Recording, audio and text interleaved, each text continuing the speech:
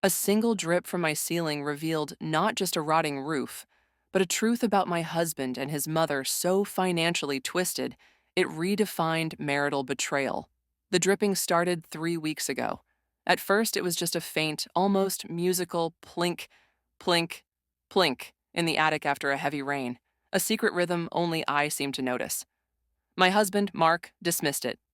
"It's an old house, Sarah," he'd said, not even looking up from his phone. "Old houses make noises." But soon the noise was joined by a companion, a faint, yellowish-brown stain that began to bloom on the ceiling of our bedroom, right over my side of the bed. It looked like a sad, faded continent on an old map, a continent of dread. I knew we couldn't ignore it anymore.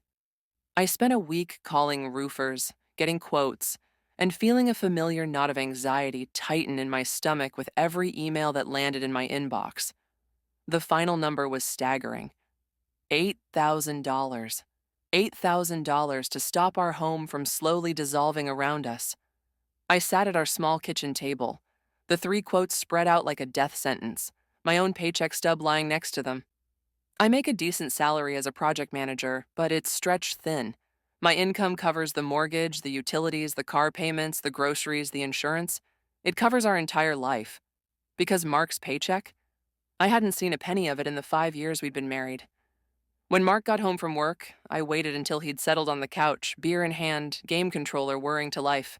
I approached him cautiously, like someone trying to disarm a bomb. "Mark, we need to talk about the roof."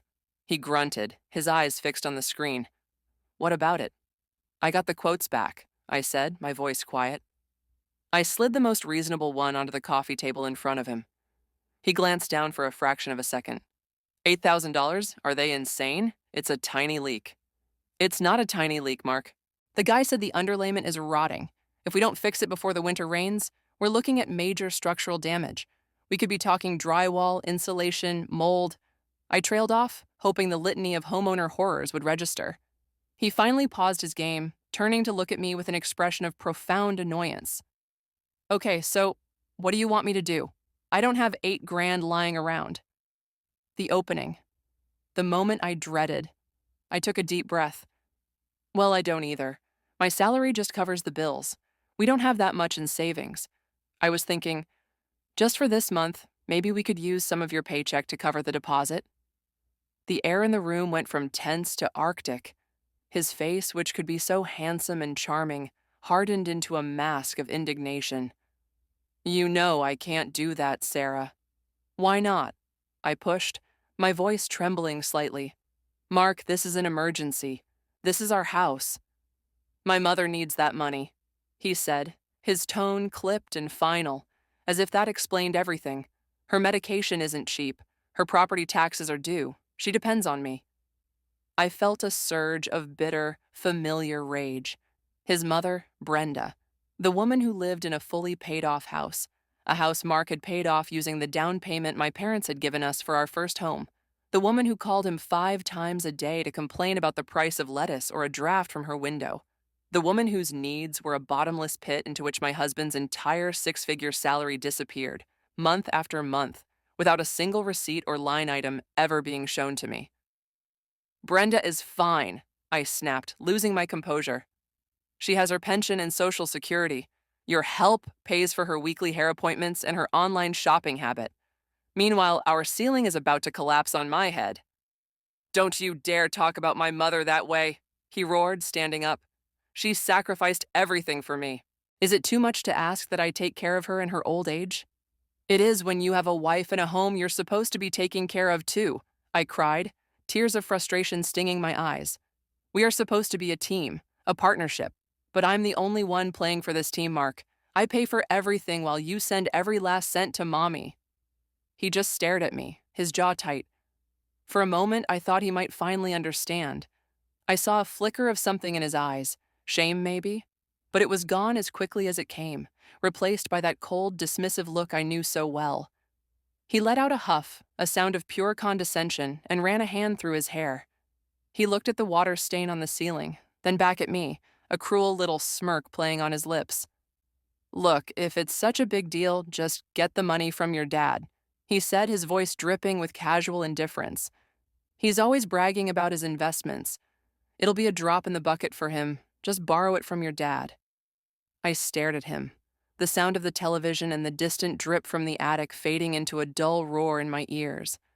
The sheer, breathtaking audacity of his words struck me silent.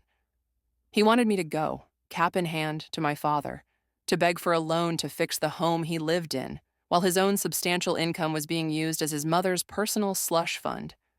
It wasn't a suggestion, it was an order, an abdication of all his responsibility, all his vows, all pretense that we were in this together.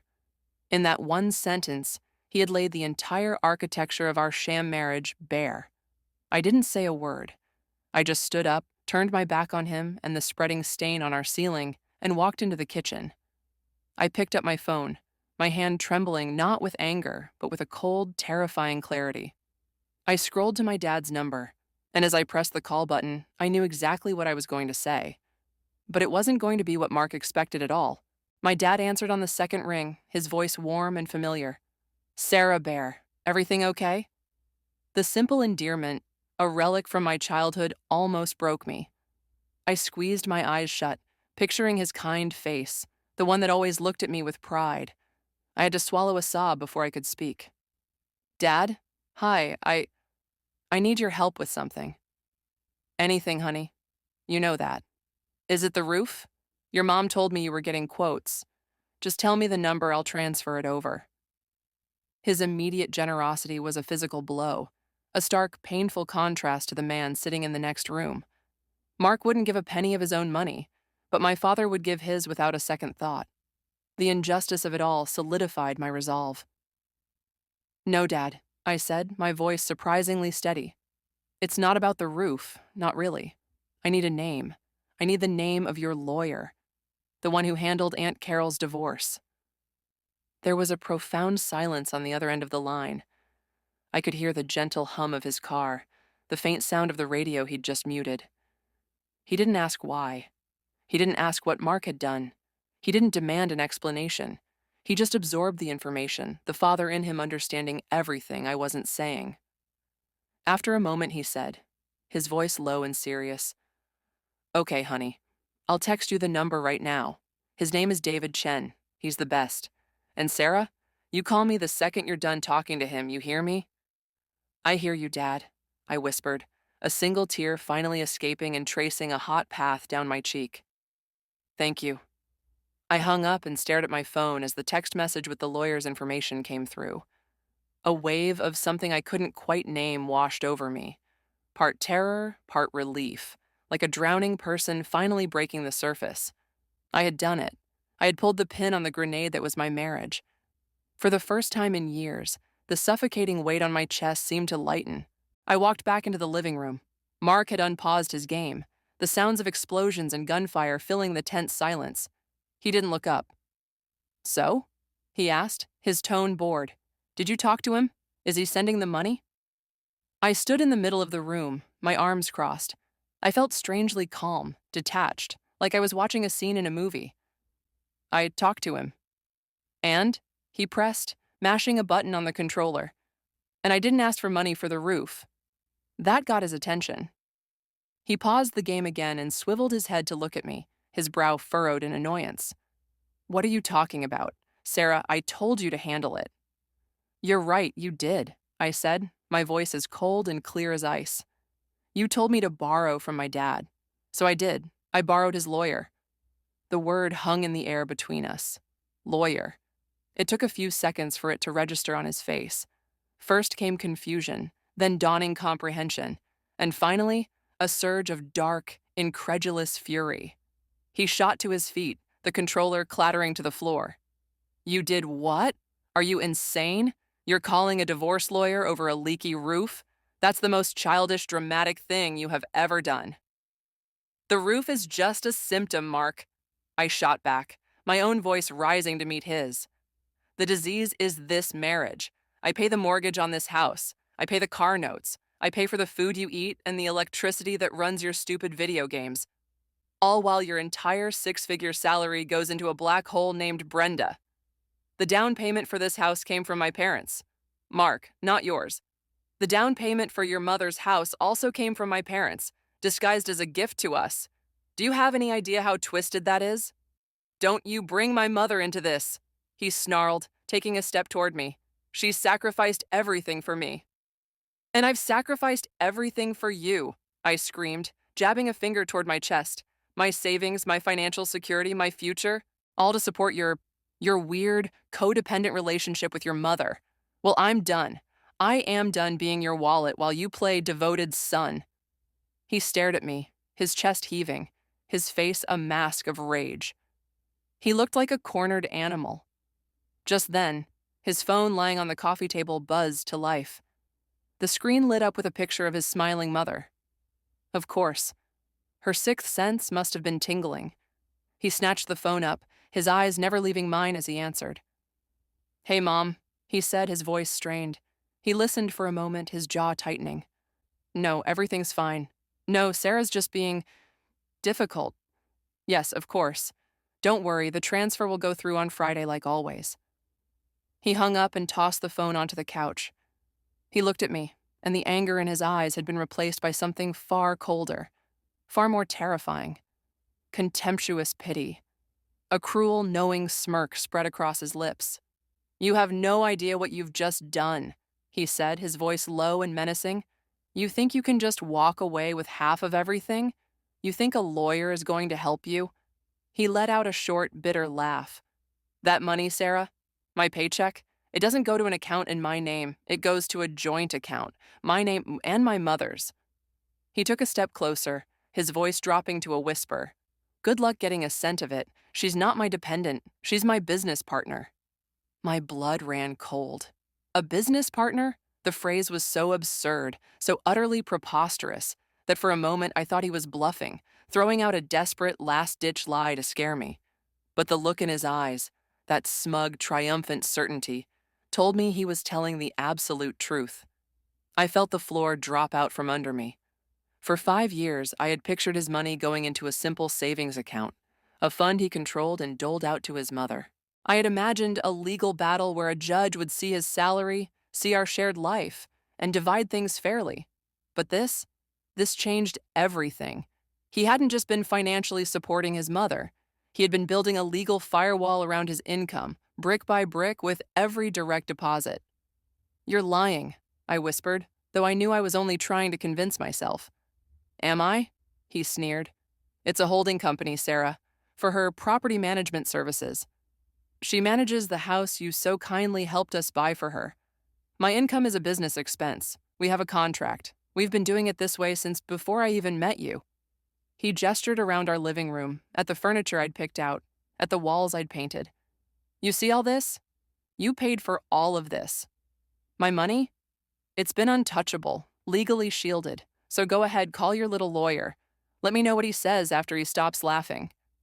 He thought he had won. In his mind, the game was over. He had just dropped a nuclear bomb on my plans, and he expected me to crumble. He expected tears, pleading, a desperate retreat. But what he didn't understand was that his confession, his gleeful admission of this long-term, calculated deception, didn't break me. It did something else entirely. It cauterized the wound. It burned away every last shred of love, every lingering trace of hope that the man I married was still in there somewhere. All that was left was cold, hard resolve. I didn't scream or cry. I simply stared at him, my expression unreadable. I took a slow, deep breath and turned my back on him. I walked over to the bookshelf, pulled out the large, leather-bound photo album from our wedding, and carried it to the kitchen table. He watched me, a frown of confusion replacing his smirk. What are you doing now? He demanded. I didn't answer. I opened the album to the first page, a picture of us, beaming, cutting the cake. We looked so happy, so full of promise. It felt like looking at two strangers. I carefully slipped the photo out from its plastic sleeve and laid it on the table. Then I turned the page. A photo of me dancing with my father. I took that one out too. One by one, I began to dismantle the visual record of our marriage. With each photo of us together, of him with my family, of the life I thought we were building, I felt a layer of my old self being stripped away. Sarah, stop it, he said, his voice laced with irritation. This is ridiculous. We can talk about this when you're being rational. I kept going, my movements methodical. The pile of photos grew. Finally, I got to a picture from our honeymoon in Italy. We were standing in front of the Colosseum, and Mark was holding up 2 keychains he'd just bought, a tiny, detailed replica of the landmark for each of us. I remembered that day so clearly. He'd insisted we get matching ones to always remember our foundation. I looked at the picture, then my eyes drifted to the key rack by the door. My keychain, with the little Colosseum, was there. His was not. His was on his car keys, which were currently sitting on the end table next to the couch. I looked from the photo to his keys, and then back to the photo. Something clicked in my brain. A memory, long buried and insignificant at the time, floated to the surface. It was from a few months ago. I had been cleaning out the junk drawer in the kitchen and came across the original velvet box the keychains had come in. Inside, nestled in the felt, was a tiny, folded-up piece of paper. The receipt. I remembered glancing at it, noticing it was a credit card receipt and thinking nothing of it before tossing the box back into the drawer. A credit card receipt. My heart began to pound, a slow, heavy drumbeat against my ribs. Mark didn't have a credit card in his own name. He couldn't. His mother had ruined his credit when he was younger, opening cards in his name and maxing them out. A sob story he'd told me early on to explain why he was so careful with money. I was the only one with credit cards, and I knew for a fact I hadn't paid for those keychains. We'd used cash for almost everything on that trip, pulling from a joint travel account I had funded. So, who paid for them? I stood up, my movements still deliberate and calm, and walked to the kitchen. Mark watched my every move, his expression shifting from annoyance to genuine unease. He had no idea what was going through my head. I opened the junk drawer, my fingers rummaging past old pens, rubber bands, and takeout menus. My heart leaped when I felt the familiar texture of the small velvet box. I pulled it out and opened it. The tiny, folded receipt was still there. I unfolded it, my hands shaking ever so slightly. The merchant name was a small souvenir shop near the Colosseum. The date was from our honeymoon. And the payment method, my breath caught in my throat. It was a credit card, an American Express. The last 4 digits were ones I didn't recognize, but it was the name printed on the slip that made the world stand still. The name of the cardholder wasn't Mark. It was Brenda. Brenda, his mother. She wasn't on the trip with us. She was 5,000 miles away in her paid-off house, supposedly living a modest life on her pension. Yet here was her credit card, being used by her son in Rome to buy matching keychains, meant to symbolize our foundation. The lie was suddenly so much bigger, so much more intricate than I could have ever imagined. It wasn't just about his paycheck. It wasn't just a holding company. This was a conspiracy. A long, carefully orchestrated con with me as the unwitting financier and my husband as the smiling puppet. I walked back into the living room, the tiny receipt held between my thumb and forefinger like a holy relic. I felt an almost supernatural calm. The shock had burned away, leaving behind a core of pure, unadulterated steel. Mark saw the paper in my hand and his face went pale. He knew. He knew exactly what I had found. "Sarah," he started, his voice a pathetic croak. "It's not what you think." "Isn't it?" I asked, my voice dangerously quiet. I let the receipt flutter onto the coffee table in front of him. "All this time, you told me your credit was ruined. You told me your mother was a financial victim, someone you had to protect. But she has an Amex, the kind you only get with a 6-figure income and a perfect credit score, an Amex that you were using on our honeymoon." The pieces began to slam into place, forming a picture of breathtaking betrayal. The holding company. That's not just your salary, is it, Mark? It's her money, too. Her pension, her social security, whatever other income she has. It all goes into one big pot. A pot you've both been living off of while I paid for every single thing in our life. I started to laugh, a hollow, bitter sound that echoed in the quiet room. "Oh, you are brilliant, both of you. It's the perfect grift. I fund the entire infrastructure of your life, the house, the cars, the food, leaving your combined income completely free to be untouchable. You're not supporting her. Your partner's in crime." He just stared, speechless. The mask was gone. All the bluster, the indignation, the righteous anger, it all evaporated, leaving behind a scared, pathetic man-child who had just been caught. "You wanted me to borrow from my dad," I continued, my voice gaining strength with every word. "You know what I'm going to do instead. I'm going to hire a forensic accountant, and I'm going to give him this receipt, and then I'm going to give him the bank statements from the joint account my parents gave us that money in, the one you used to pay off Mommy's house. I'm going to have him trace every single penny. Because this isn't just a divorce, Mark. This is fraud."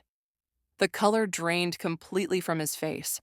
The word fraud was the one weapon he hadn't anticipated. Divorce court was one thing. This was something else entirely.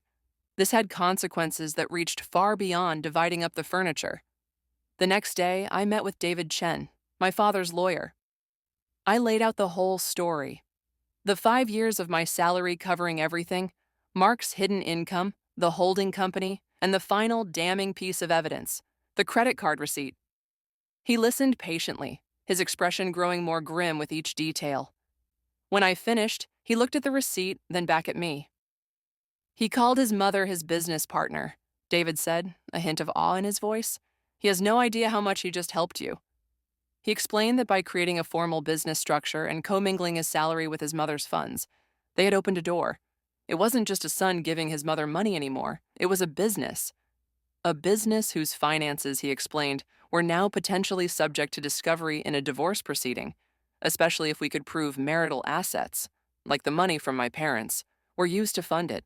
The fraud claim gave us the leverage to demand a full accounting of that business. The untouchable money was suddenly very, very touchable. The legal battle was ugly, but swift. The moment David's office subpoenaed the financial records for the holding company, they folded. The threat of a federal fraud investigation, of having to explain to the IRS how Mark's entire salary was a business expense, was too much for them. Brenda wasn't a hardened criminal. She was a greedy, manipulative woman who was terrified of getting caught. They offered a settlement. I didn't take half. I took what was mine. I presented the full accounting of every mortgage payment, every utility bill, every car payment, every grocery receipt for the past 5 years. I presented the bank statements showing the gift from my parents and the subsequent payoff of Brenda's mortgage. My forensic accountant had turned my life into a ledger of Mark's debt to me. The final settlement was staggering. I got the house, fully in my name, and a cash buyout that represented not only my investment in our marriage, but a significant portion of the money he had tried so hard to hide. The day the divorce was finalized, I came home to my house. My house.